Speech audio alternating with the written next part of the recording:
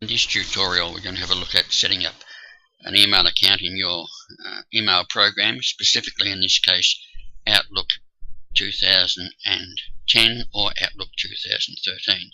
Now the first thing to decide is whether you want the emails for this new email address to come into your standard inbox, which is this one over here, or do you want, if I scroll down here, you'll see that I've got, if I can find it,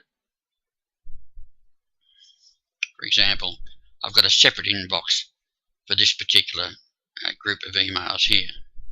So I'll have two inboxes, one for my private, I would assume, and the other one for this extra email address.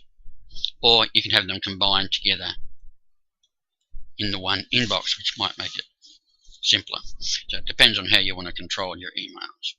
So let's go through the motions. We need to go to File, Account Settings, then Account Settings again, and you can see here I've got all these different email addresses, and because I've got so many, I do have them set up in separate files so they can be isolated and kept separate if I need to. But initially we need to go through the stages. So a new email, now make sure that it's highlighted the email tab here. It should by default, and then you can go straight to new. We won't fill out these boxes here, as doing it through the automatic process quite often doesn't work that well, so we'll choose manual setup. Just move that window up there a little, and then next. And of course we need to choose our POP or IMAP options, and next.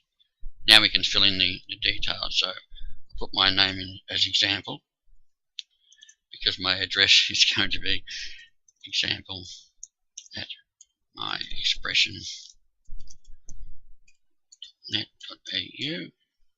Now of course up here you would put something appropriate, Fred, Sam, John, Tony, whatever, president or secretary, something like that, to identify who you are.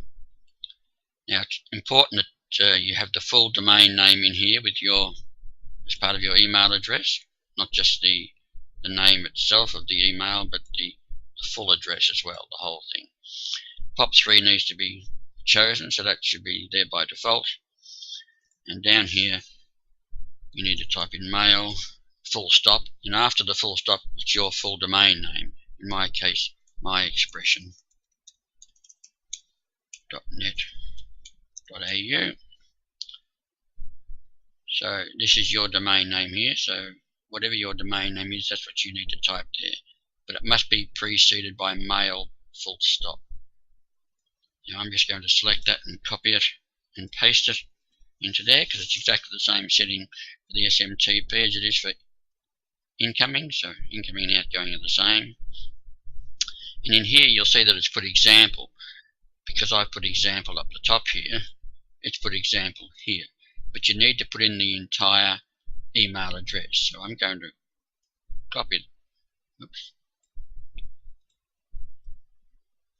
Copy that and paste it into there. Save me typing it again.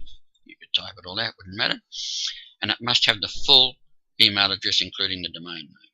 Of course, now we need the password. I won't tell you what my password is.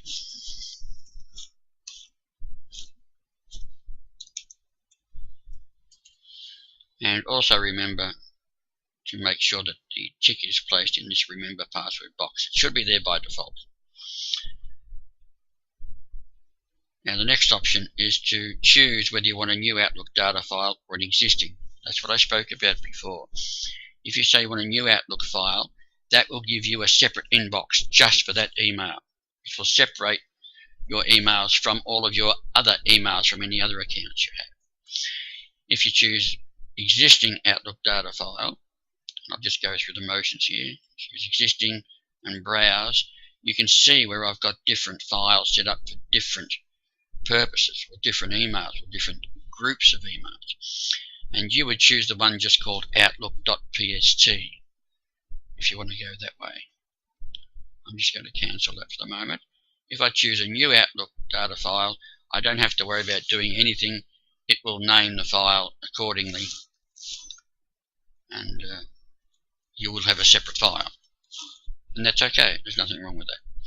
Just means that if you need to take your email somewhere else or make backup copies, things like that, you've got a separate file from all your private stuff, which is sometimes a good idea.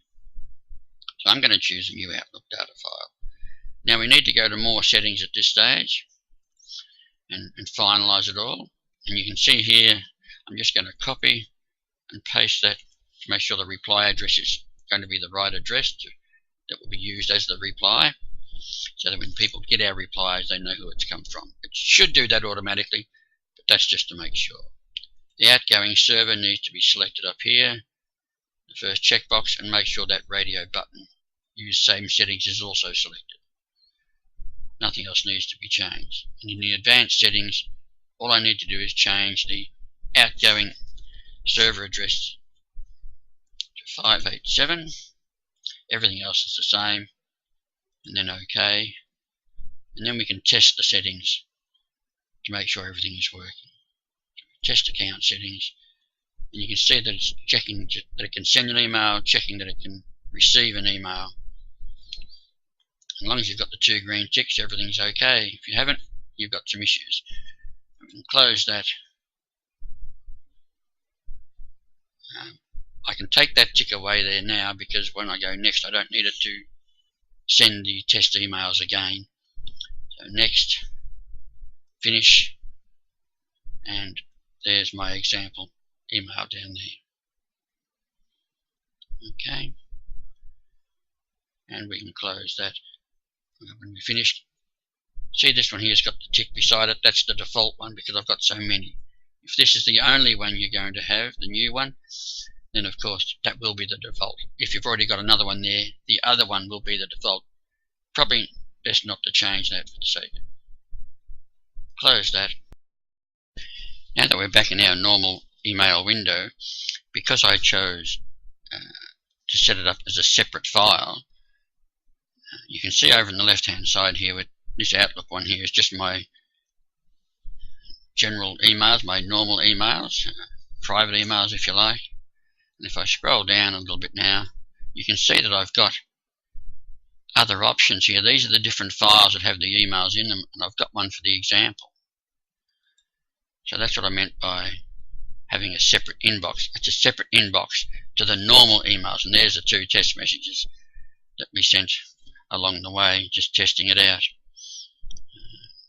And this section behaves just the same as the top section would, except this section here, I'm assuming for most people, would be their private emails, and the email address here shows that you've got a separate file containing emails relating to that particular address. So you would have to remember to check the 2 inboxes. As you can see, I've got others here that I've separated as well, but that's immaterial at this stage for you. If you don't do that and you choose the same file earlier on in the exercise, then all your emails would go into the one section here, Outlook, and it would be up to you to separate them into separate folders for your own convenience. And now we can send emails. So when you go to send an email, you can see the default one's being used up here. If I say from, I can choose the example address so that when I'm sending it from the example address, and then any replies will come back to that. Okay, so just go through that again, from, and you can select it there.